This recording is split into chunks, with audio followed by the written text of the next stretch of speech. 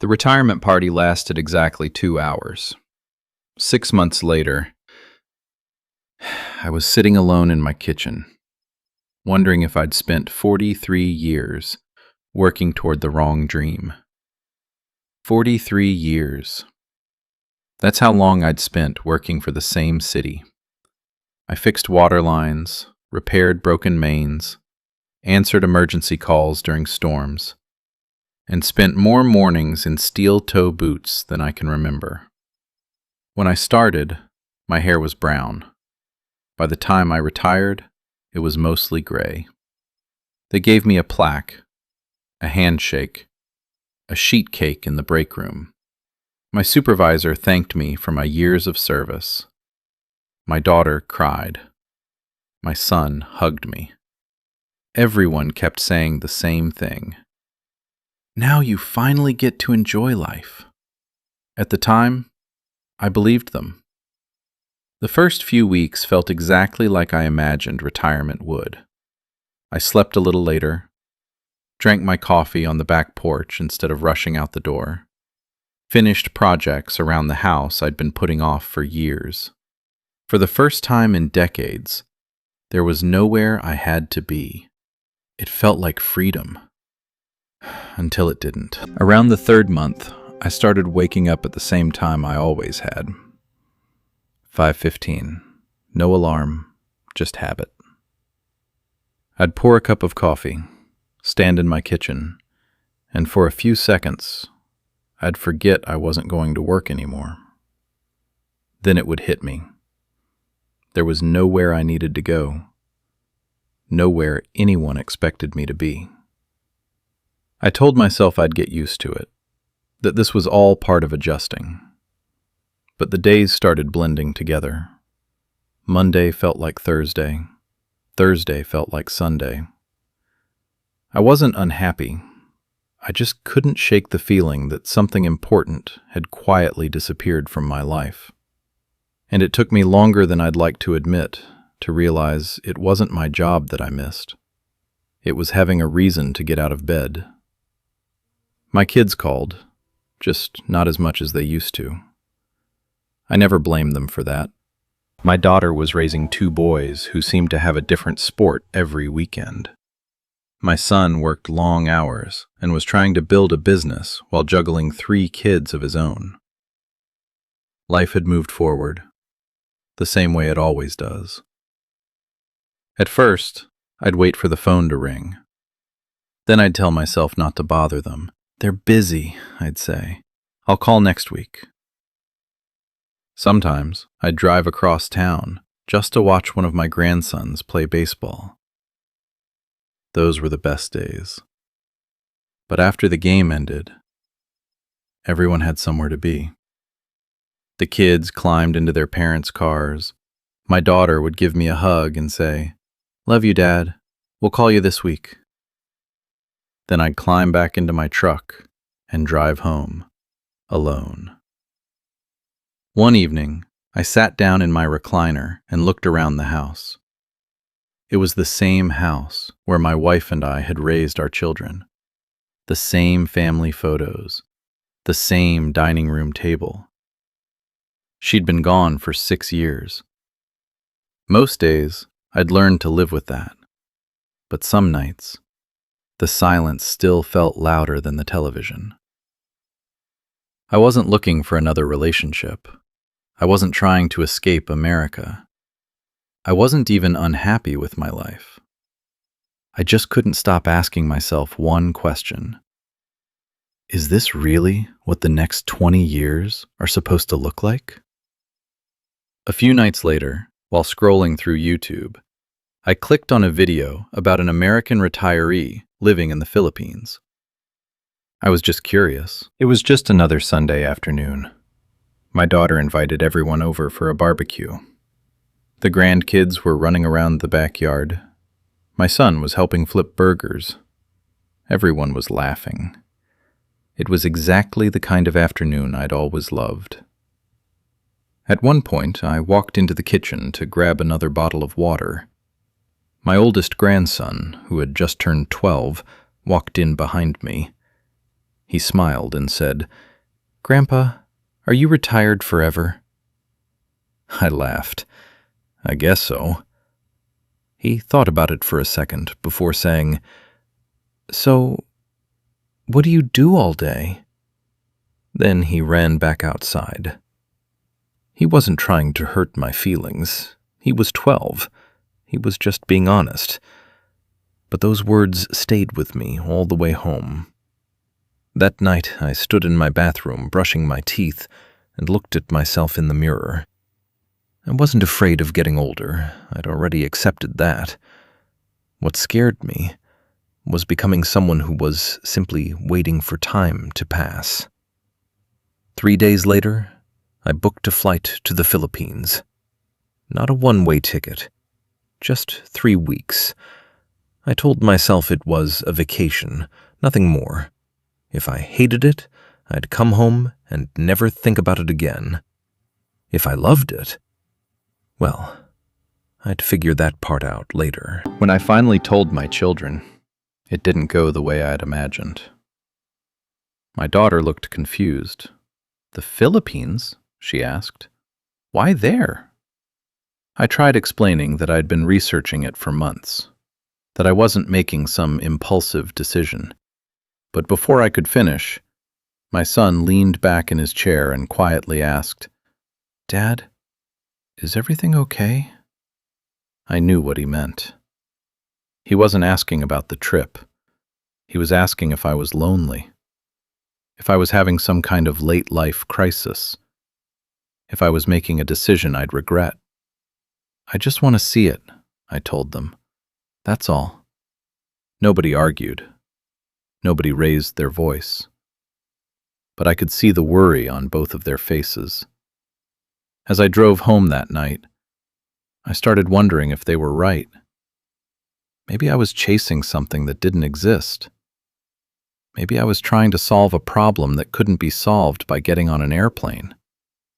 For 2 days, I actually thought about canceling the trip. Then I asked myself a question I couldn't ignore. If I stay, what's going to be different a year from now? I already knew the answer. Nothing. And somehow, that answer scared me more than boarding a plane to a country I'd never seen before. The flight from Seattle to Manila felt longer than any trip I'd ever taken. Not because of the hours, because somewhere over the Pacific, I started wondering if I'd made the biggest mistake of my life. I kept replaying the conversations with my kids. My daughter's worried expression, my son's questions, even my own voice, trying to sound more confident than I actually felt. By the time the plane landed, I wasn't excited anymore. I was nervous. Walking through the airport, everything felt unfamiliar. Different languages, different smells, different sounds. Even the humid air hit me the moment the doors opened. I remember thinking, what in the world am I doing here? For the first couple of days, I barely slept. My body was still on American time. I'd wake up before sunrise and just listen.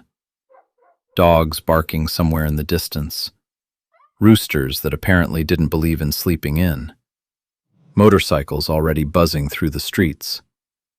It wasn't peaceful. It wasn't quiet. But strangely, it felt alive. One morning, I walked down to a small cafe a few blocks from my hotel. I ordered breakfast, the best I could. The young woman behind the counter smiled and asked where I was from. When I told her America, her face lit up. Before I knew it, we were talking about Oregon. She'd never been there. I told her I'd never been to the Philippines before. She laughed and said, "Then welcome." It was such a simple conversation, maybe 5 minutes. But when I walked back outside, I realized something. That one conversation had been more genuine than most of the small talk I'd had in months back home. Over the next 3 weeks, I stopped trying to see tourist attractions. Instead, I started paying attention to ordinary life. Parents walking their kids to school. Neighbors sitting outside talking before dinner. Street vendors who somehow remembered my face after only a couple of visits. A security guard who greeted me every morning like we'd known each other for years. It wasn't that everyone suddenly became my friend. It was something much simpler. People noticed each other. Back home, I'd spent years walking past strangers without making eye contact. Here, it felt perfectly normal for someone to smile and say good morning. I found myself slowing down, putting my phone away, sitting in parks with a coffee instead of rushing to the next thing. Somewhere during those 3 weeks, something inside me had started to change. I wasn't counting the hours until bedtime anymore. I was actually looking forward to tomorrow. When it was finally time to fly back to the United States, I surprised myself. Part of me didn't want to leave. Not because I thought life in the Philippines was perfect. It wasn't. There were things that frustrated me. The traffic, the paperwork, the heat, the occasional power outage. But none of those things mattered as much as one simple realization. It had been years since I'd felt genuinely curious about what tomorrow might bring. That feeling stayed with me all the way home. Unfortunately, so did the questions. Was I falling in love with the idea of a new beginning?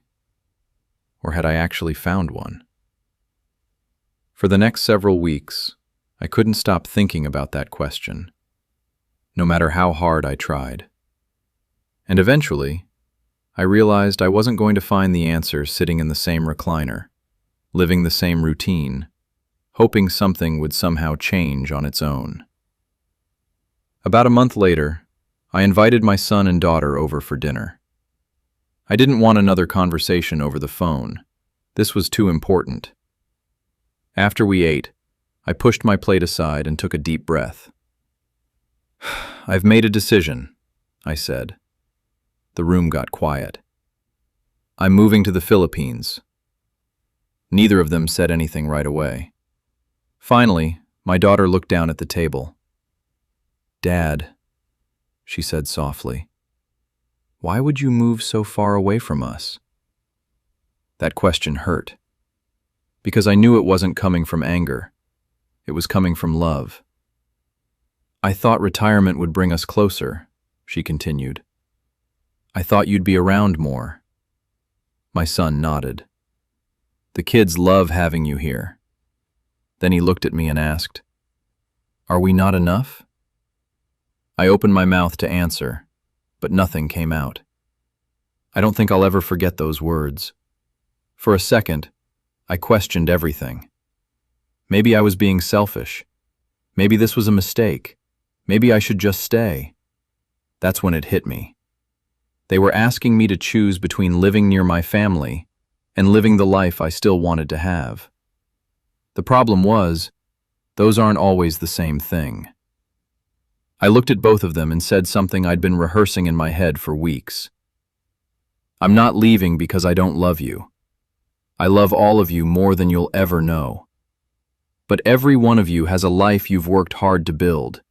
You have jobs. You have children. You have dreams. And I'm proud of that." I smiled. But somewhere along the way, I forgot I was allowed to have dreams too. Nobody spoke. I don't think either of my kids had ever heard me say something like that before. Not because they disagreed, because they were trying to understand. "I don't expect you to like this decision," I continued. "I just hope one day you'll understand it." A few weeks later, I boarded another flight. This time, it wasn't a vacation. As the plane lifted off, I looked out the window and wondered how long it would be before I saw my grandchildren again. That was the hardest part. Nothing else even came close. The first few months weren't easy. There were mornings I questioned everything. I missed birthdays. I watched school plays through shaky video calls. I celebrated Christmas 12 time zones away. Sometimes I'd sit on my small balcony with a cup of coffee and wonder if my children were still upset with me. There were mornings when I almost convinced myself to book a flight home. One evening, the internet went out during my grandson's birthday call. I sat there staring at a frozen screen, hearing half a sentence, then nothing. I had promised him I'd call, and I missed it. That night, I opened an airline website. For about 10 minutes, I was ready to go home. Not because I hated the Philippines, not because I thought I'd failed, but because I missed being close enough to show up. I stared at the screen for a long time. I closed the laptop, not because everything was suddenly okay, because I realized I had made the same promise to myself that I'd made to my children. Give it time. But every time I thought about leaving, I'd ask myself another question. Am I homesick, or am I just uncomfortable because this is still new? There was a difference. And once I understood that, I stopped expecting my new life to feel like my old one. Instead, I started building new routines. Every morning, I'd walk the same route through my neighborhood. The security guard at the corner started greeting me by name. The woman at the little coffee shop remembered exactly how I liked my coffee. A retired Filipino teacher invited me to sit with him one morning. That single conversation turned into a weekly tradition. Then another retiree joined us. Before long, Tuesday mornings had become something I actually looked forward to. It wasn't anything extraordinary, just coffee, conversation, and laughter. But after years of feeling like my world was getting smaller, it finally felt like it was growing again. That's when I realized something. I hadn't come all this way looking for a cheaper place to retire. And somehow, without even noticing, I'd found one. About 11 months after I moved, my daughter called. "Dad," she said, "the boys have been asking if we can come visit." I smiled before I even answered. I'd like that. A few months later, I found myself standing outside the airport waiting for them. I hadn't seen my grandsons in over a year. The oldest one had grown nearly half a foot. The youngest wrapped his arms around me before I could even say hello. For the next 2 weeks, I got to see the Philippines through their eyes. They laughed every time they rode in a tricycle. They chased lizards around the yard. They discovered mangoes that actually tasted like mangoes. They waved at everyone, and everyone waved back. One afternoon, my daughter and I were sitting outside after dinner while the boys were playing nearby.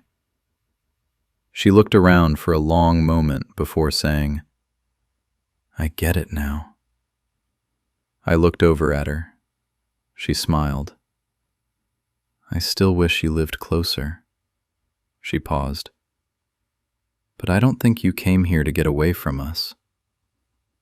You came here because you wanted to keep living." I didn't know what to say. Because she was right. That had been the hardest thing to explain all along. People assumed I moved because I was unhappy, or because I wanted to escape. The truth was, it was almost the opposite. I was grateful for the life I'd had. I'd raised 2 wonderful children. I had 4 incredible grandchildren. I'd spent more than 40 years working honestly. I wasn't running away from any of that. I was simply trying to make the most of the years I still had left. When they flew home, the house felt quiet again. But this time, the silence didn't feel empty. It felt peaceful. Because I knew I hadn't lost my family. We'd simply learned how to love each other across an ocean. Sometimes I think back to that retirement party. 43 years. It sounded like the end of something. And in many ways, it was. But nobody ever told me that retirement isn't just the end of a career. Sometimes, it's the beginning of figuring out who you are without one. Looking back now, I don't think retirement changed my life. Moving to the Philippines didn't magically solve every problem either. I still miss birthdays. I still miss being able to hug my grandkids whenever I want. There are days when I miss home. And there are days when I wonder what life would have looked like if I'd stayed. But here's what I know. Growing older doesn't mean your story is over. It doesn't mean you stop dreaming. It doesn't mean you stop changing. For me, retirement wasn't the end of my life. It was the first time I finally got to decide what I wanted the next chapter to look like. And if there's one thing this journey has taught me, it's that the hardest part wasn't moving halfway around the world. The hardest part was believing I was still allowed to begin again. I'm glad I gave myself that chance.